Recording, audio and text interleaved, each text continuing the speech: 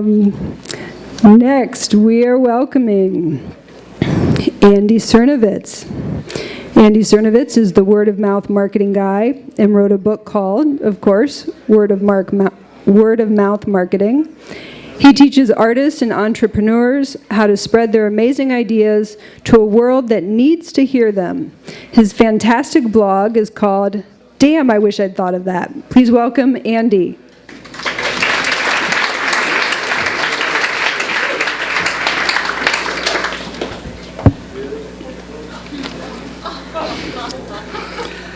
I'm going to teach you how to make love. You have something important to say, your art, your cause, your vision, your business, whatever it is that you're so passionate about.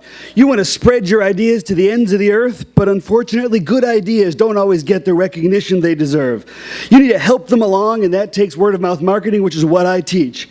If you want people to talk about you, you need love. You need to make them fall in love with you and your ideas. That love makes people talk. That nobody talks more than a teenager in love. Oh my God, it's so dreamy. Text, I am. Except maybe an executive with a new iPad. Oh my God, it's so dreamy. I love it. It's you got to earn the respect and the recommendation of your customers to get them talking about you. You only have two ways to get people to talk about your art. It's love or money. You can buy advertising, you can pay people to talk for you, but you have to pay every time forever. But when people talk for love instead of money, it's sustainable and renewable, and it grows with use instead of getting used up. Now is the time to build an army of fans that want to talk about you for love instead of money. Why would you buy from Zappos.com? They sell full-price shoes that you can get anywhere else, except they make us fall in love with their amazing service. They'll talk to us in the middle of the night about our weird feet and bunions. They'll humor us and let us buy the shoes we just want to fetishize, and then we can return them, and they take them back because they always forgive us for our mistakes. Here's the news. The best way to be fantastically successful and wealthy in business, art, and life is to make people happy. That happy customers are your greatest advertisers. Rededicate yourself to awesomeness. Create amazing products. Provide excellent service. Go the extra mile. Make sure the work you do gets people energized, excited, and eager to tell a friend. Earning love, falling in love should be fun. You know, every Valentine's Day you can make reservations at White Castle when it becomes the Love Castle. Red tablecloths, red roses, tableside service, and we talk. And not just about how many of these things we can stuff in our mouth at the same time. Why would 4.5 million people talk about a Skittle? It's not interesting. It's a tasty little candy that hasn't changed in 30 years and will never change again. But we like the stuff, and they put it on Facebook so we can be its friend. And then when Skittles posts something, millions of people find out that they're the friend of a Skittle. There ain't a lot to say about ketchup. But one day Heinz said, make a 30-second commercial and stick it on YouTube, and 4,500 people did it. And then, remarkably, 10 million people woke up one day, called a buddy, and said a sentence that has never been said before. Dude, let's watch ketchup commercials today, because we love this stuff. Now you may be thinking that no one is going to fall in love with what you do, but there is love for everyone. Every Homer has a Marge. Whatever your dream, your vision, your message, learn these tactics and you'll be more successful. You have fans, stakeholders, customers, and believers who will love you. You only need 1,000 fans to reach 1 million people, and you can do that. And if you don't believe me, there ain't nothing more boring than duct tape. But every year, hundreds of high school kids make prom dresses and tuxedos out of duct tape, and thousands of families find out about it, and millions of people see the news coverage because we love what we can do with this stuff. And if people will fall in love with tape, they will fall in love with you. So how do you do it? You turn love into a conversation with romance.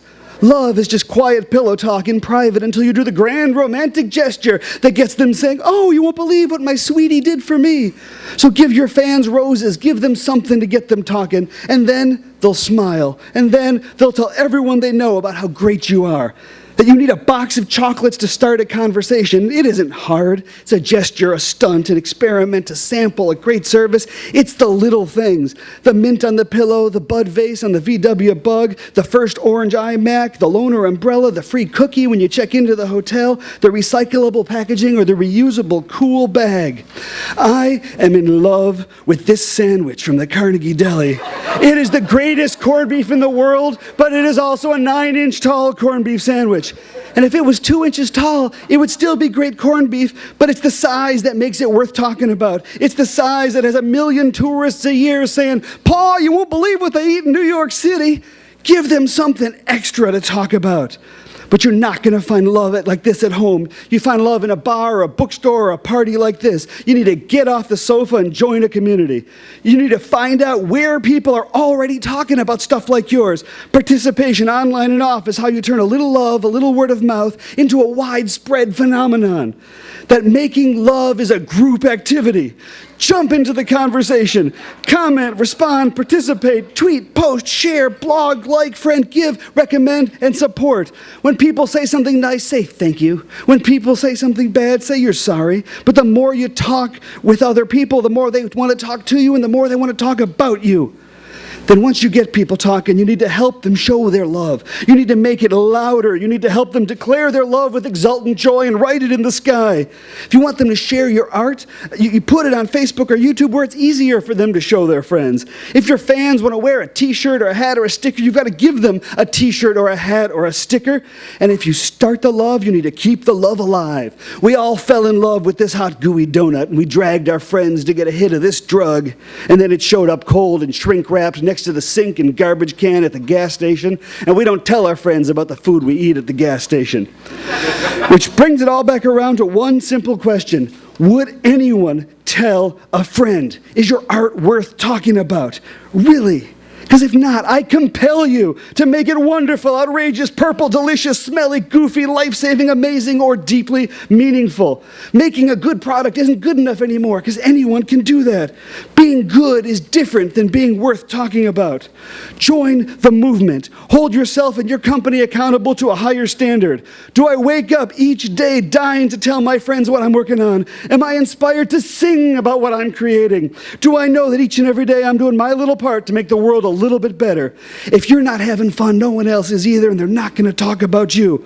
Your creative cause, your valiant vision, your meaningful message, your worthy work, plus the true love of your fans will let you fly free and spread your art to the ends of the earth, and you will survive and thrive and do good things. The love you make is equal to the love you take. I know you will find the love you so richly deserve. So go make love.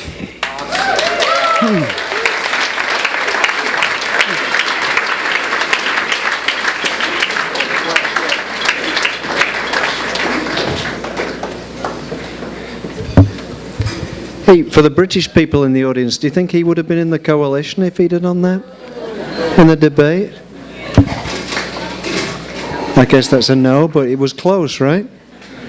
Hey, Andy was an early PK adopter in Chicago, and I think if you Google PK Chicago or Pecha Kucha Chicago, you come up with the "Damn, I wish I'd thought of that" blog, and Andy is God bless Pecha Kucha. So we thank you for being an early adopter, and I can't believe it's taken 14 volumes to get around to having him up here. Huge round of applause for Andy, please.